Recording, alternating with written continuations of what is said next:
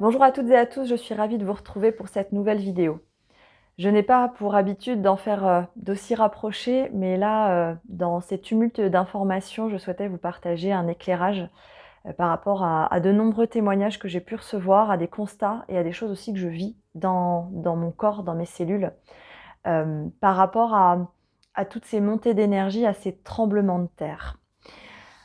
Dans ces tremblements de terre que nous sommes en train de vivre actuellement, alors il y a les tremblements de terre extérieurs, il y a beaucoup de mouvements actuellement sur les plaques tectoniques. Euh, il y a aussi beaucoup de mouvements dans notre terre intérieure et aussi dans notre corps de matière, puisque finalement tout ça ne sont que différentes formes, mais le même sujet. Dans toute cette transformation, dans tout ce changement, eh bien, il y a des débris. Il y a beaucoup de ruines qui sont en train de tomber, s'écrouler. Donc ça, c'est tous nos schémas, c'est les anciens modes de fonctionnement. Et ça crée un espèce de nuage de poussière sur cette terre qui fait qu'on a du mal finalement à s'orienter, à savoir ce qui est vraiment juste, à savoir vraiment ce qui nous anime, pardon, quels sont vraiment nos besoins. Et on est perdu. Et là, il y a une colère qui monte, une colère vis-à-vis de soi, une colère vis-à-vis de l'extérieur, une colère vis-à-vis de la mer. Et cette colère, c'est en fait la dualité et l'expression actuelle qu'il y a par rapport à notre reliance à notre corps et à la matière.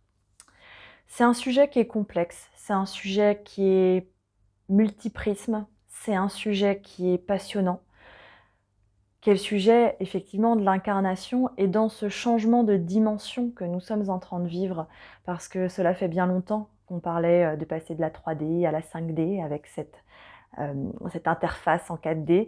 Oui, ben là on est en train de le vivre.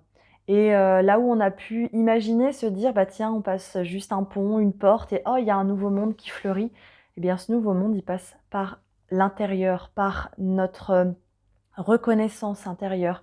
Nous sommes le pont entre ces dimensions. C'est pas quelqu'un d'autre, c'est pas quelque chose d'extérieur.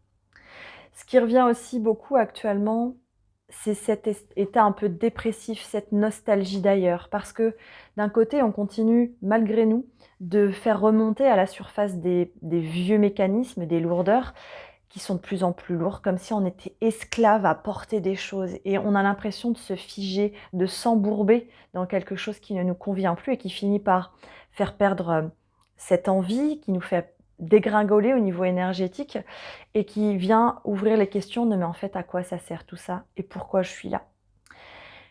Et c'est là où c'est assez intéressant parce que cette semaine, j'ai eu beaucoup de témoignages de cet ordre-là, comme cette espèce de flottement, de neutralité, à plus trop savoir quel est le sens, pourquoi, à quoi ça sert, et pourquoi est-ce qu'il faudrait que je me batte. Et puis j'ai plus envie de me battre en fait. Et ce côté un peu d'incompréhension et de se dire mais voilà, pourquoi? Ce fameux pourquoi. Ça a fait écho à des passages de ma vie, ça fait écho à des constats et en même temps, actuellement, c'est pas du tout personnellement là ce que je vis et je me dis: «Mais pourquoi là? Qu'est-ce qui fait que j'ai pas ce sentiment-là?» et qu'au contraire, j'ai plutôt cette ouverture et de me dire: «Voilà, j'ai cette sensation qu'en fait, oui, il y a ces débris qui volent en éclats et en même temps, il y a quelque chose d'autre». Et en suivant ma guidance intérieure, hier, j'ai été amenée à regarder à nouveau un film que j'adore qui s'appelle Interstellar. Interstellar, à l'époque, je l'ai vu au cinéma, ça a été une claque. À ce moment-là, j'ai pas forcément conscience de tout ce qui peut se jouer dans l'invisible, en tout cas pas comme aujourd'hui. Et je me rappelle de ce film que je regarde la bouche ouverte pendant, je crois quasiment 2 heures et demie, un peu plus. Et je n'en loupe pas une miette. Moi qui à ce moment-là a une peur profonde de l'univers, qui a une peur profonde des étoiles, de me dire mais en fait finalement, je suis qu'un grain de sable, pour pas dire un petit caca dans tout ça. Je n'ai aucun pouvoir dans tout ça. Et là, ce film, pour la première fois, me réconcilie avec ma matière et en même temps, j'en ai pas vraiment conscience.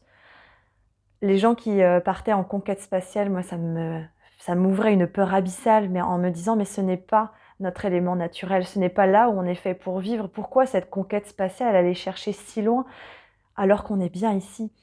Et ça me faisait rêver autant que ça me faisait peur, ça me faisait fantasmer autant que ça me tétanisait.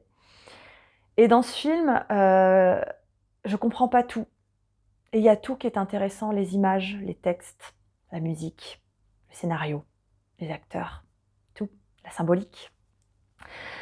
Et à la fin du film, je me rappelle, je suis scotchée à mon siège. La lumière se rallume, je n'arrive pas à bouger. C'est un choc intersidéral que j'ai à l'intérieur de moi, mais que je ne comprends absolument pas. Ce film, j'ai dû le voir à peu près une quinzaine de fois, et pas plus tard qu'hier soir, la vie me ramène à le regarder. Alors il y a un petit côté Madeleine de Proust. Ce film, je le connais entre guillemets par cœur, et pourtant il va me délivrer des clés que j'avais pas encore vues comme ça.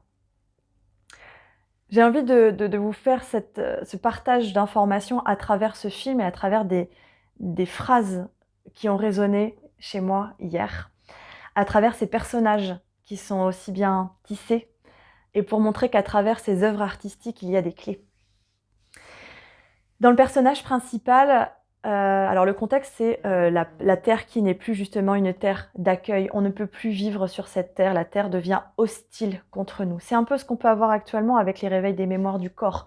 On ne comprend plus ce corps. Il vient nous faire mal. Il y a beaucoup de chutes actuellement. Il y a beaucoup d'accidents, comme si on disait mais redescends sur Terre, reviens ici.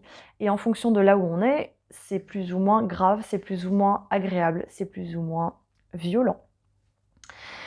Et là, donc, dans ce scénario, eh bien, le monde va à volo, il n'y a plus aucun sens, le mode, c'est la survie. Il n'y a plus d'autre choix, la météo est contre soi, la terre se réveille contre soi. Et d'ailleurs, il y a une phrase qui dit: «Cette terre qui nous donnait tout pour nous nourrir se retourne soudain contre nous pour nous détruire».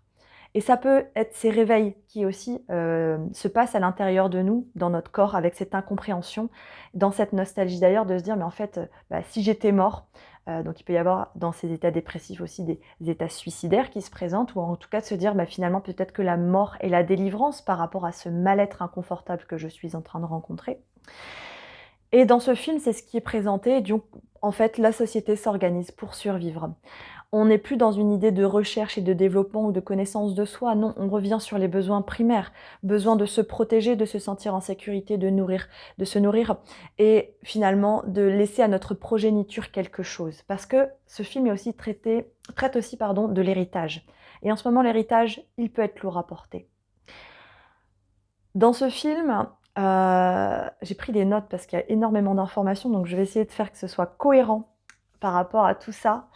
Euh, On va revenir sur l'héritage juste après. Il y a des scènes qui sont intéressantes, c'est-à-dire que le personnage principal, il a cette richesse inouïe, il a une expérience, il a une vie, il a fait partie, il a été pilote dans la NASA, c'est un explorateur, c'est un pionnier. Et en même temps, là, on le met en cage par rapport à ce mode de survie et ça le rend fou. Alors il a son ingéniosité, il crée des choses, il s'adapte à ce monde parce qu'il n'a pas le choix, mais au fond, il a quand même cette comment dire? Cette nostalgie de sa vie d'avant et cette aigreur qui fait qu'il est un peu grognon tout le temps, un peu rabat-joie. Vous voyez les émotions qui peuvent se poser actuellement? Comme si, voilà, on n'était pas satisfait de ce qu'on avait, mais on n'a pas le choix, c'est ça. Et tout se met en marche autour de ça. À un moment, il y a une scène dans l'école où en fait, il parle d'un livre d'histoire que, sa fille a ramené et c'est un livre qui était un manuel d'instruction de quand il était pilote dans ce monde d'avant. Et la maîtresse lui dit: «Mais c'est les manuels d'avant, nous avons réécrit l'histoire pour en fait que les gens puissent continuer à s'asservir. Les histoires ont été racontées, l'histoire qu'on nous a racontée, l'histoire qu'on s'est racontée même de notre propre vie n'est finalement qu'une réécriture par rapport à l'aspect émotionnel et à l'insécurité dans laquelle on peut être». Et elle dit, cette professeure: «Nous devons réexpliquer la Terre à nos enfants en corrigeant les livres d'histoire». Comme si, dans l'hégémonie de notre esprit, de notre petit mental qui sait tout, qui maîtrise tout, on doit tout réexpliquer pour tout réapprendre. Et c'est là où aussi c'est intéressant que, aujourd'hui, ce qu'on est en train de comprendre dans ce tri, dans ce mal-être, on peut avoir des réactions très radicales. De se dire: «Ça, j'en veux plus, je l'éjecte, je rejette». Mais en faisant ça, on rejette aussi une partie de soi. On se disloque, on s'éparpille. Aujourd'hui, dans cette transformation, l'idée n'est pas de rejeter notre passé, mais d'aller y récolter les fréquences qui viennent nous nourrir pour continuer d'avancer. On ne va pas repartir à zéro. L'apocalypse, le cataclysme qu'on est en train de vivre à l'intérieur est quelque chose de structurel et de fréquentiel. Dans la matière, il y a des belles choses. Il y a des choses qui vont encore se transformer, encore muter. Mais on n'a pas besoin de repartir à zéro, même si à l'intérieur, on repart d'une page blanche.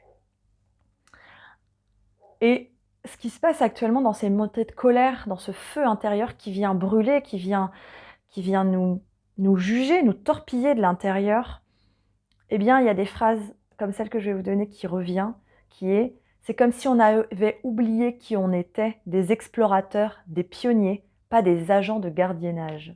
Et cette phrase, je la trouve magnifique parce que actuellement, il y a des parties de nous, sous couvert d'un devoir de mémoire, et le devoir de mémoire, eh bien, on l'a bien hérité. Il ne faut pas oublier l'histoire. On la ressasse tout le temps, tout le temps, tout le temps. Mais une histoire, à force d'être racontée, elle est déformée, elle est amplifiée, elle est alourdie. Là où l'excitation de la première fois où on la vit, cette histoire, ce qu'on vit, notre histoire tous les jours, eh bien, à force de la raconter, elle devient fade, triste, terne, lourde. C'est ça qu'on est en train de porter sur nos épaules. C'est ça, c'est ce poids de l'histoire de la matière, alors que notre matière est en train de s'alléger. On est en train d'ascensionner, non pas vers les étoiles, vers un autre monde qui sera plus loin, mais à travers notre cellule. Le vaisseau mère, c'est la Terre. Actuellement, la Terre est en train de changer, alors c'est pas que la Terre, hein, c'est le système solaire, à travers cette ère du Verseau, est en train de changer en fait de zone dans l'univers. Donc finalement, nous sommes sur le vaisseau. C'est pas à nous d'aller chercher les choses à l'extérieur. C'est là où la reliance avec la Terre, la reliance avec le choix d'incarnation qu'on avait fait en venant s'incarner en tant qu'humain aujourd'hui sur Terre est en train de se poser face à nous. Et c'est là où on est en train d'atterrir dans notre matière, de revenir à nos sens, à notre corps, à nos besoins, à notre rythme inné. Et là, c'est comme si le vaisseau spatial, avec cet éveil qui s'est passé déjà depuis quelque temps, où on a commencé à se reconnecter aux anges, à nos origines stellaires, aux étoiles, à toute cette partie invisible qu'on voit tellement plus grande que nous. Mais le réceptacle et l'antenne, c'est nous. Si on oublie ce fondamental, si on oublie ces basiques, eh bien on n'est plus là. Et on peut vivre des expériences transcendantales avec cette sensation de dissolution dans le tout. On peut vivre des connexions avec des visions et des transes dans le corps. Mais si on enlève le corps, on ne vit plus ça. Nos sens font de nous notre humanité. Et c'est là le réceptacle pour pouvoir aller créer et faire renaître justement cette fleur qui est en train de pousser, qui est une fleur qu'on ne connaît pas, qui est une fleur d'une espèce qu'on ne connaît pas. Alors aujourd'hui, on a peur parce qu'on voit la météo qui change, on voit des espèces qui disparaissent, etc., etc. Et qu'est-ce qui se passe? On culpabilise l'homme de son activité. L'homme n'est pas à déresponsabiliser de ce qu'il a fait d'incohérent. Il y a des choses qui sont incohérentes et on est en train de les regarder. Mais il faut aussi comprendre que dans les cycles naturels de la vie, il y a des naissances et il y a des morts, y compris dans les espèces. Et si certaines espèces viennent à disparaître, c'est probablement que aussi leur cycle de vie est terminé par rapport aux fréquences de la Terre actuelle. C'est là où on a vraiment besoin de revenir au moment présent et de voir que dans le moment présent, il y a des attitudes, des expériences, des manières de voir le monde qui n'ont plus lieu d'être. Et c'est pour ça que actuellement, dans ce tremblement de terre, eh bien, il y a ce sentiment d'insécurité. Et qu'est-ce qui se passe? Notre partie animale, qui flaire ces tremblements de terre à l'avance, les animaux, quand il y a un tsunami, ils le savent à l'avance et ils vont se mettre en protection. Donc cette partie animale, on la sent, sauf qu'on y est tellement déconnecté que la Terre, elle tremble maintenant, et en fait, qu'est-ce qui se passe? Action de survie, on bouge en même temps du tremblement de terre. Quand il y a un tremblement de terre, les règles basiques, c'est vous vous mettez en protection, idéalement sous une table ou sur quelque chose pour vous protéger, et vous attendez que ça passe. Et donc c'est là où on a la dualité actuellement de ce mouvement où il faut que je bouge parce que c'est inconfortable, il faut que je trouve la porte de sortie, alors que c'est quelque chose qui n'est absolument pas entre nos mains. Et en même temps, ce côté, il faut que je me protège. Donc vous voyez, il y a plein de facettes. Et le processus n'est pas linéaire et tout le monde n'est pas au même stade au même moment. Parce que ce sont des paliers vibratoires. Donc il y a bien quelque chose de global qu'on est en train de vivre dans cette transformation actuellement. Mais après, chacun dans son individualité va le vivre en fait de manière propre et unique. Et c'est là où, en fait, dans la transmission des messages, dans le partage, eh bien, il y a certaines personnes qui vont le vivre, par exemple, un lundi, et d'autres vont le vivre le mercredi. Et en fait, c'est pas qu'il y en a un qui est à l'avance, c'est que peut-être que ceux qui vivent quelque chose le mercredi, celui du lundi vivra autre chose que le vendredi d'après. Et en fait, on s'en fiche. C'est là où il y a cette solidarité et cette répartition des choses entre nous, dans cette interconnexion qu'il y a au niveau de nos âmes. Je vais revenir aussi au niveau des héritages. L'héritage est un sujet en ce moment, on parle d'héritage de lumière. Alors l'héritage de lumière dans la partie fantasme, c'est génial, on pense aux anges, on pense à toutes ces clés des mystères de l'univers, c'est génial. Et là, quand on n'a pas encore vraiment pacifié et embrassé notre humanité et notre matérialité, on reste branché sur cette partie qu'on va catégoriser de spirituelle et divine. Et là, la matière, elle vient vraiment nous alourdir sur les épaules, un peu comme si on portait une pierre tombale, une croix bien ficelée. Et on croit, bah si, je crois, je parle à mes guides, je fais de la méditation, j'ai mes rituels, etc. Mais le corps, et là, dans ces réveils de mémoire, le corps ne vient pas pour nous ensevelir, vous voyez, encore des mémoires de la terre. Il vient pour nous dire, mais re-rentre à l'intérieur, c'est à l'intérieur que l'univers est complètement présent, c'est là où il y a toutes ces clés, et ce mystère, c'est toi. Et donc reviennent aussi des peurs, parce que là, comme je vous disais, quand on réatterrit dans la Terre, donc c'est comme si notre conscience revenait dans la Terre, il y a tout ce nuage de poussière, cette explosion intense, on n'y voit plus rien, et là on est en train de tousser, on est en train de s'asphyxier aussi potentiellement dans ces débris, à se dire mais qu'est-ce que je veux bien pouvoir retrouver dans ces anciens bâtiments qui se sont écroulés. Et c'est là où on revient sur les sujets de physique quantique et de gravité. C'est là où on rassemble spiritualité et physique. C'est là où on rassemble histoire et légende. C'est là où on peut vraiment tout remettre ensemble parce que tout est lié. Ce sont juste des regards différents. Et c'est exactement la même chose pour nous. Nous vivons la même chose mais de manière différente parce que nous sommes des prismes complémentaires. L'héritage, dans ce devoir de mémoire, peut être marqué, peut être très lourd. Un nom à porter, un empire à porter et à continuer de fructifier, un métier, une compétence, peu importe. Actuellement, tout ce qui est de l'ordre de la matière en termes d'héritage peut être extrêmement lourd. Là où on voyait, où certains ont pu envier, ah bah eux ils ont un royaume de père en fils depuis des années, et en même temps là c'est lourd à porter. C'est lourd. Imaginez tout un royaume entier sur ses épaules. Alors que là, ce qu'on veut, c'est de la légèreté. On veut voler, on veut rêver, on veut aller voyager, on veut aller explorer pour soi. Et là, il y a cette allégeance qui fait que ça devient un esclavage. L'esclavage du passé, l'esclavage de cette mémoire, de ces codes. Et ce n'est pas que dans la matière, c'est aussi dans la manière de penser, dans les fameuses structures. Et c'est là où, en gros, on va dépoussiérer, on va transformer cette chaîne qui vient nous prendre au cou, là, comme un esclave qui appartient à un passé, en cordon ombilical dans l'enfant que nous sommes en train de redevenir, dans la renaissance qu'on est en train de revenir, parce que nos ancêtres, on va les laisser partir dans la matière, on va les laisser aller nourrir cette terre, ce terreau fertile dans lequel on est en train de renaître. On laisse partir ces histoires du passé, celles qu'on nous a racontées, avec des yeux jugeants, moralisateurs d'une autre époque qui ne savaient pas ce que les autres ont vécu. Parce que dans chaque espace-temps, il y a des codes, des règles, il y a des moralités, des subtilités qu'on ne connaît pas. Et c'est facile de pouvoir le juger 20 ans après, 50 ans après, 15 siècles après, parce qu'on sait des choses qu'ils ne savaient pas, ils vivaient l'expérience. Le bien et le mal, dans ces cas-là, automatiquement, peut être très conditionné. Et c'est exactement aussi ce qu'on peut vivre actuellement dans une forme de dévalorisation, quand on voit son passé, là, avec l'éveil qu'on vit, de se dire, oh, non mais franchement, qu'est-ce que t'as fait de ta vie? T'es passé complètement à côté de ta vie, regarde ce que t'as vécu, mais t'es nul. Ah ça, c'était pas mal. Ouais, mais bon, c'est banal, tout le monde fait ça. Et en fait, avoir ce jugement dévalorisant qui va nous ramener dans cette terre à se dire, finalement, moi j'ai cru aux étoiles, j'ai cru aux anges, j'ai cru aux énergies, j'ai cru à tout ça. Mais non, en fait, regarde forcé de constater, t'es pas le sauveur, hein, t'es pas l'élu, donc maintenant tu vas replonger ici. Et il y a cette phrase aussi qui m'a beaucoup plu dans ce film, c'est « Dans un temps, on cherchait une place parmi les étoiles, là on ne fait que baisser les yeux pour trouver notre place dans la gadoue. » Et c'est un peu ce qui peut se passer actuellement quand dans notre base, on n'a pas encore vraiment accepté que la Terre est notre maison.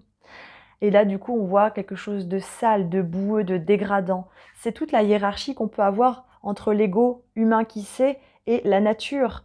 Tout ce qui fait que l'écologie, en fait, a été pyramidale. En gros, de se dire, bah non, là, il faut que je maîtrise mon environnement, car en fait, mon environnement est hostile. Il ne sait pas, je sais mieux que lui. Et là, on apprend qu'avec tous ces tremblements de terre, bah, en fait, on ne sait rien du tout. Et c'est là où nos esprits alliés, animaux, végétaux, minéraux, viennent aussi nous enseigner. Actuellement, il y a énormément de pluie, il y a énormément d'inondations. Les éléments font leurs lois, mais pas pour nous asservir, juste pour reprendre leur place, et aussi sont des miroirs de ce qui se passe à l'intérieur. Il y a beaucoup d'émotionnels qui remontent encore et encore. Et en même temps, quand on regarde les végétaux, c'est beau, c'est vert, c'est florissant, c'est exponentiel. De quoi avons-nous vraiment peur?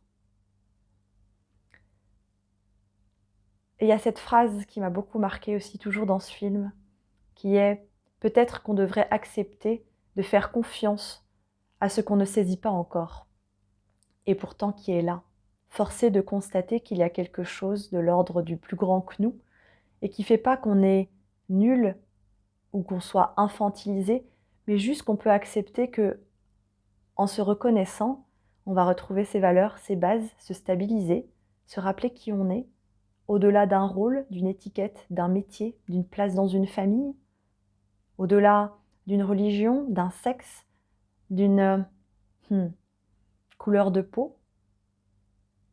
En fait, tout ça, ce ne sont que des étiquettes, revenir à notre essence d'âme, ce qui peut être digne d'un rêve, et pourtant, là, c'est ce qui est en train de se passer.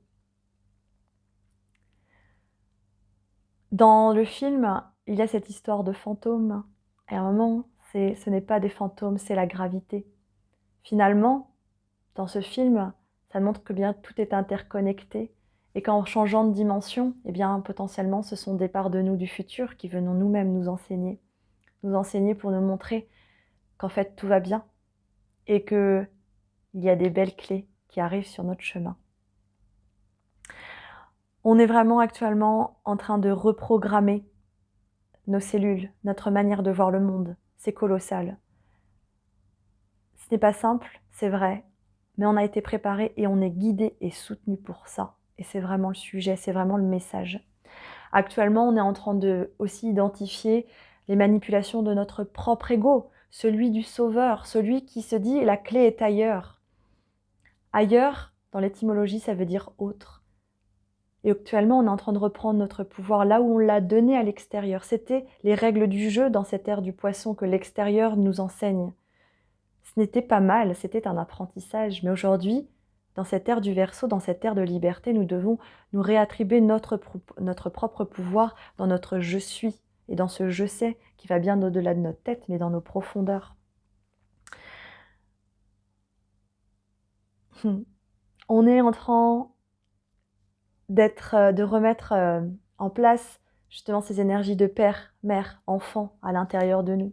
Là où le père, la mère venaient soutenir l'élévation de l'enfant, parfois dans la matière ça peut être un père absent, une mère qui portait tout, qui n'était pas là, et du coup l'enfant qui se retrouve enseveli à descendre dans la terre sans avoir ce soutien.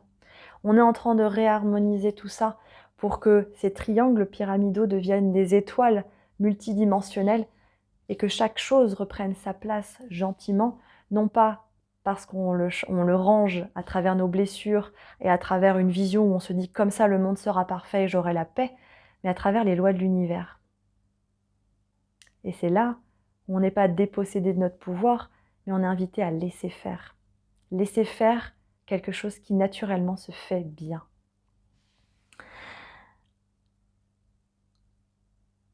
Il y a cette phrase aussi que j'ai beaucoup aimée qui dit « Dès qu'on est parent, on est le fantôme de l'avenir de nos enfants ».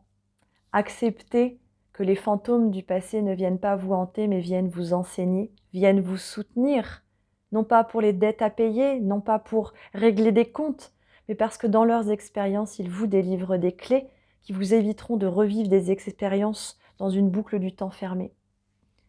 Ils viennent vous délivrer, tel le grand-père qui vient enseigner la pêche à ses petits-enfants, en disant « Tiens, je vais te donner des astuces pour que ce soit plus simple ». Telle la grand-mère malicieuse qui va lui dire « Va vivre cette expérience » où elle ne lui donne pas toutes les clés, mais elle lui donne le cadre pour qu'il puisse y aller.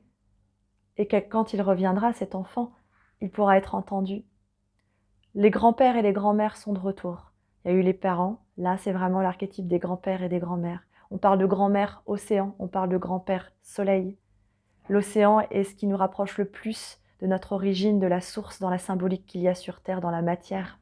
Le soleil qui vient nous éclairer, sans lui, les gouttes d'eau de l'océan ne peuvent pas s'évaporer. Faites confiance, appelez vos grands-pères et vos grands-mères, qu'ils soient encore vivants ou pas. Leurs âmes viendront vous aider dans cette transition. Et puis sachez qu'on porte aussi ces archétypes, qu'on ait des enfants ou pas, qu'on ait des petits-enfants ou pas. Ce sont des archétypes qui font partie de nous. L'enfant, l'adulte, le sage. Nous sommes en train de reconnecter également à notre sagesse intérieure. Donc vous voyez, c'est colossal. Ne laissez pas cette nostalgie d'ailleurs vous envahir. Allez la rencontrer. Car dans cette nostalgie d'ailleurs, il y a encore cette croyance que si j'étais différent, si ça s'était passé autrement, eh bien j'en serais pas là aujourd'hui. Donc encore une dissociation et un jugement intérieur de dévalorisation. Reconnaissez votre parcours, reconnaissez votre chemin et vous verrez, il y aura des clés maintenant dans vos mains et pour demain. Il n'y a pas de solution miracle, mais l'heure est au miracle. C'est vraiment les messages. Et je transmets des messages par rapport à ce que je vis, ce que je rencontre, ce que je reçois. Et je vois à quel point parfois, quand je fais des vidéos, je ne mesure pas du tout le cheminement et l'enchaînement des messages que je reçois. Et je vois, justement, je vous invite, si ça vous parle, il y a quelques semaines, j'avais fait un message au nom du Père. Et ce Père multidimensionnel, donc le Père dans la matière, le Père ciel, le Père absent, le Père aimant. Et là, le Père revient nous prendre dans nos bras. Et dans ce film, justement, le Père fait à sa fille la promesse qu'il reviendra. Et elle est en colère parce qu'elle se dit « mais je ne sais pas quand est-ce que tu reviendras ». Et il tient sa promesse, il revient. Mais aucunement comme lui, ni elle aurait pu l'imaginer. Alors arrêtez de projeter, revenez à l'instant présent et faites-vous confiance. Pour vous accompagner, il va y avoir des messages, oui, ok. L'âme papillon. Revenez, revenez dans votre corps. Vos ailes sont en train de se déployer. Si vous restez que dans le corps et que vous laissez vos ailes de côté, vous restez la chenille. Si vous n'êtes que les ailes, vous êtes déjà le papillon mort. Alors intégrer toutes ces facettes, c'est nécessaire pour prendre de la hauteur, pour pouvoir accepter que l'humain n'est pas que blessé, mais il y a aussi cette sagesse et cette médecine animale qui est tout aussi puissante. On revient sur les basiques du chamanisme. C'est pas étonnant que le chamanisme revient de bien des manières actuellement. Il y a de belles clés dedans, sans rentrer dans un extrémisme non plus. La vérité est partout, à partir du moment où elle résonne avec votre âme. Et on revient sur le diamant. Cette carte est apparue il y a déjà une ou deux vidéos. Et le galet qui vient derrière, on va y revenir. Hop là. Je vais juste les laisser comme ça. Je vous invite à vous asseoir pour recevoir le message. Je vous partage juste.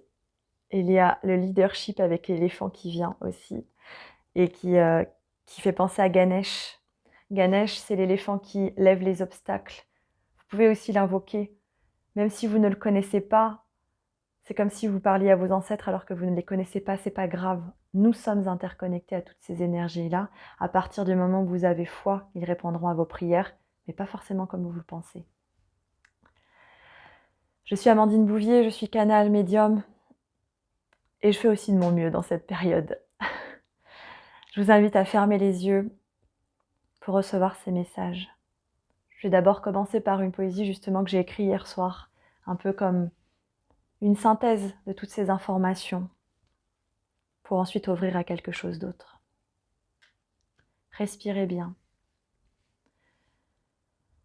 Dans l'agonie de ma nuit infinie, vient se dissoudre en poussière les ruines de mon hier.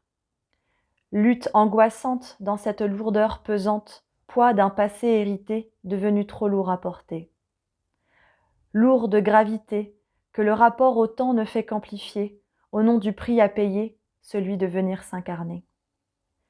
Laisse souffler le vent de l'apogée pour te rappeler qui tu es, au-delà des dimensions que tu connais.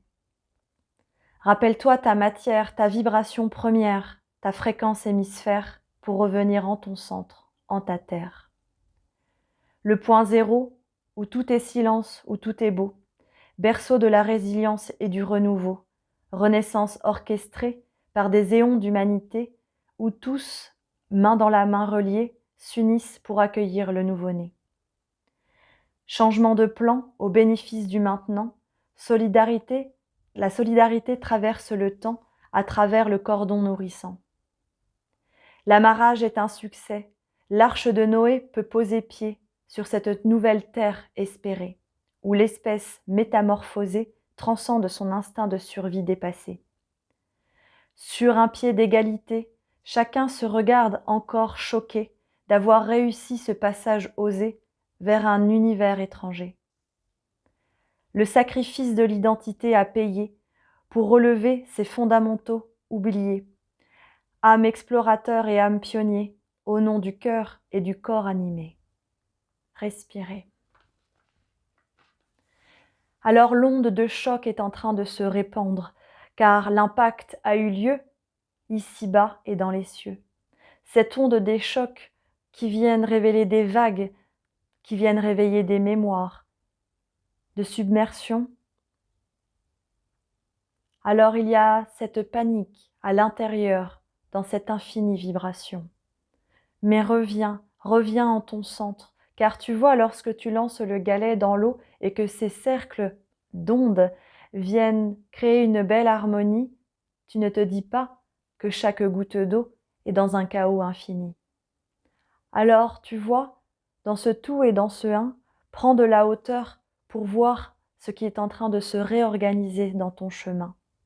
Tu n'as pas tout à porter, tu n'as pas tout à gérer, mais dans cette ingérence sacrée, laisse ta naturalité reprendre le flambeau pour être guidé. Alors, regarde ce qui est vraiment entre tes mains, c'est là où tes actions seront justes, sans forcément t'épuiser. Reviens ici et maintenant pour justement revenir à cet écho de cette voix intériorisée, celle qui te dit de revenir dans ton intériorité, là où il y a les clés, là où il y a tout, là où il n'y a rien à jeter. Alors dans cette transformation, dans cette transmutation, tu crois encore que ta tête peut tout contrôler, tout maîtriser, comme si les sujets devaient arriver selon ta propre version orchestrée. Et tu le vois bien, ce n'est pas le cas, car il y a un tempo divin qui vient de l'au-delà. Ce tempo, ton âme y est connectée. À vrai dire, c'en est le chef d'orchestre caché. Alors fais-lui confiance et regarde ce que la vie est en train de te présenter sur un plateau, tel servi dans un royaume étoilé. Car en reprenant ton trône et ta couronne, tu seras servi non pas par des êtres égaux à toi, mais par la plus belle lumière qui vient d'ici et là-bas. Alors accepte d'être servi et ne crois pas que tu es asservi par justement une mission que ton âme aurait choisie à ton encontre, car non, elle t'a choisi également. Et crois-tu vraiment qu'elle se serait trompée? Reviens et ressens cette vibration émanée de toi, celle de la confiance et de cette foi. Sens cette assise se poser à l'intérieur de toi pour te dire que tu n'es plus en mouvement comme tu le crois. Le mouvement est intérieur et vient te bercer dans une douce folie et un ton rieur. Car oui, tu es en train de devenir fou, fou de voir ce que tu as pu endurer, fou d'avoir vu et cru certaines vérités, fou, car désormais ta vérité est en train d'éclater. Alors, tel le bourgeon, en pleine éclosion, accepte de voir de l'intérieur se révéler cette beauté pour qu'enfin ton environnement puisse changer. Mais ce n'est pas de tes bras que tu devras tout déménager, que tu devras tout porter, que tu devras tout transformer. Et accepte ces mains tendues, même si tu ne les vois pas encore, même si tu ne les comprends pas encore. Ressens-les, elles sont là, partout dans ton décor. Alors si tu te sens seul, demande et tu auras, et tu verras, tu ressentiras qu'à l'intérieur de toi, le vide n'existe pas. Alors sens et ressens cette vibration te traverser, de ces milliards de cellules unies pour toi dans cette traversée, tel un équipage qui n'est pas en train de se mutiner, au contraire, qui est en train de se réorganiser face à la tempête qui est en train de passer. Chacun à son poste pour enfin voir l'Eldorado percer, de se dire « ça y est, je suis de retour dans cette nouvelle terre que j'ai toujours espérée, celle que je connais, mais dans laquelle je suis étranger, pour pouvoir y découvrir un destin que ma tête ne peut imaginer, mais où, avec mon cœur et mon âme associés, je pourrais enfin embrasser. » Alors fais-toi confiance et sans l'air se relâcher, sans cette confiance se poser, tu n'as pas à te confronter ou à lutter au monde qui est en train de s'écrouler, mais laisse-le rejaillir de ses cendres comme tu es en train de renaître des tiennes, pour voir que dans tes plus belles prières païennes, il y a des clés et surtout qu'elles ont été entendues et que désormais elles sont exaucées. Respire. Vous n'êtes pas en train de passer à côté, vous n'êtes pas en train de vous louper. Si c'est ce que vous dites, c'est comme si vous n'étiez qu'une partie de vous-même et que vous passiez à côté de votre corps et que votre corps était déjà mort. C'est pas anodin qu'on ait toutes ces informations avec cette approche de la fin du mois, avec cette approche de la Toussaint, d'Halloween. Les morts sont en train de revenir pour faire la fête, non pas dans ce côté noir, triste, glauque, où on s'amuse à se faire peur, mais au contraire, on va voir qu'à travers nos peurs, eh bien, il y a de la couleur, du rire et du cœur. Respirez bien. Le galet qui appelle. Le galet qui nous dit, qui nous met un peu de suspense. Le galet. Nulle pierre ne peut être polie sans friction. Nul homme ne peut parfaire son expérience sans épreuve. Nous sommes aussi en train de revisiter notre épreuve. Nous n'avons pas à prouver notre force au combat, à aller faire les 12 travaux d'Hercule pour prouver notre loyauté dans notre engagement, mais d'aller voir à l'intérieur là où les combats doivent cesser, et c'est là où la force va renaître. C'est en faisant confiance à nos attributs, à nos compétences, nos qualités, ce qui nous a toujours fait rire, ce qui nous a toujours animés. Les clés sont là, sans hiérarchie, sans jugement et sans comparaison.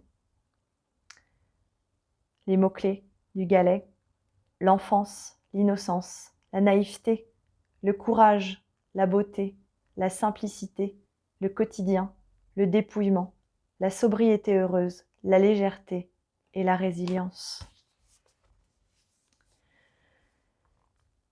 Je vous remercie pour votre écoute et vos partages et je vous dis à bientôt pour d'autres informations.